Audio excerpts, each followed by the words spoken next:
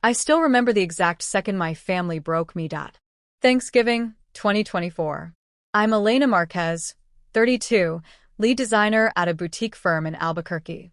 I just pulled a 78-hour-week closing 2 casino resort contracts while keeping my parents' failing frame shop afloat from 90 miles away. I walked into their stucco ranch house in Las Cruces, carrying a bottle of mezcal and a heart full of splinters.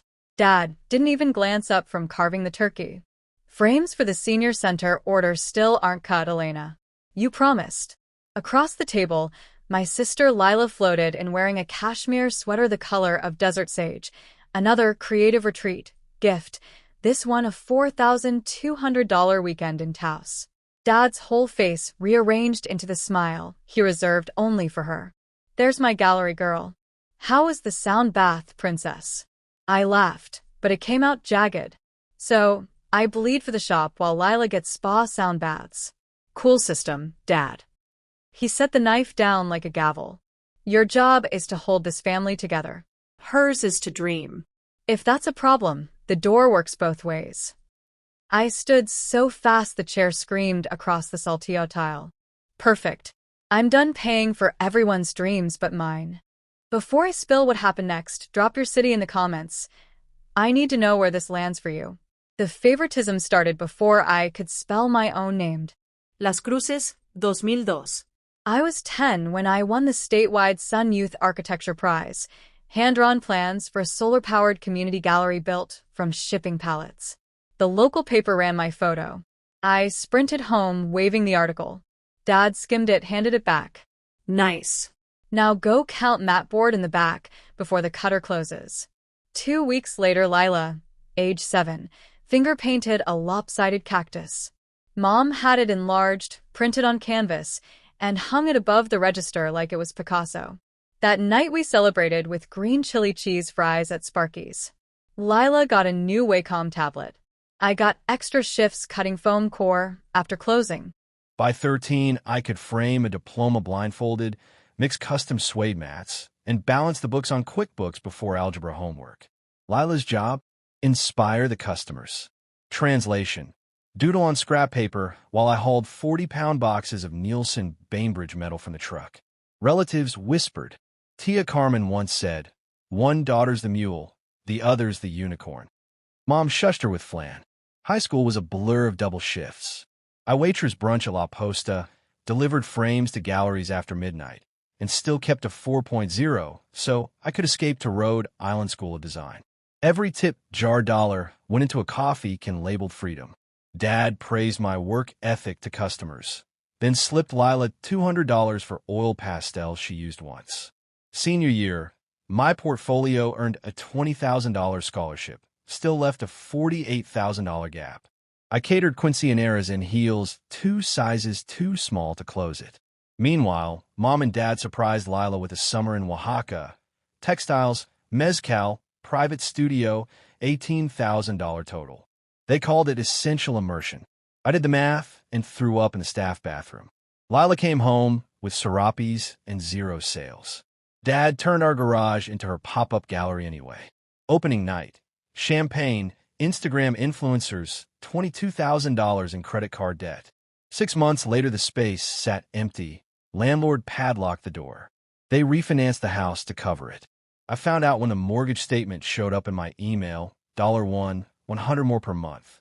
I started sending $2,100 home every paycheck from my first design job in Albuquerque. Last Thanksgiving, the dam finally broke. I'd spent all night remerching the frame shop for Black Friday. New shadowbox towers, LED track lighting, traffic flow redesign that would triple impulse buys. Plus, I'd just rendered a 42-suite boutique hotel in Ruidoso with reclaimed barnwood and hand-forged iron. I was running on fumes and rage. Dad's first words when I walked in, "Senior center frames, still not done." Then Lila waltzed in with a new Louis Vuitton. Never full, $3, $800 of congratulations for going viral money. Dad actually applauded. I don't remember deciding to speak. The words just detonated. I told him exactly how many hours, dollars, and dreams I'd sacrificed. Dad repeated the line he'd used since I was 11. Your job is to work so Lila can create. I laughed until I cried. Not anymore. I left the mezcal on the counter and walked out. Drove straight to my boyfriend Mateo's loft in the Nob Hill district. He took one look at my face, poured 2 fingers of Herradura, and let me ugly cry into his hoodie. 2 days later, the foreclosure notice hit my inbox. 90 days to cure $7,800 or lose the house. I archived it, revoked my access to their Square account, and went radio silent.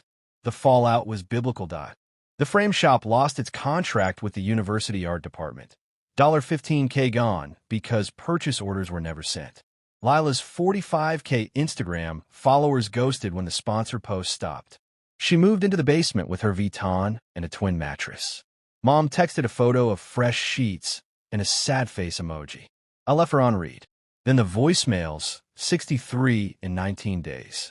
Dad screaming about lights getting shut off. Mom crying about herniated discs. Lila asking for $12,000 to launch custom framing subscription boxes. I blocked, unblocked, reblocked, then finally changed my number. Tia Carmen flew in from El Paso with IRS letters thicker than a phone book. $68K in penalties from the gallery fiasco. Dad begged me to just fix the book for 30 days. I said no for the first time in my life and meant it. 6 months later, I closed on a 1,100 square foot loft with 14-foot ceilings and a view of the Sandias. Salary jumped to $138,000 after the Ruidoso project went viral in Dwell.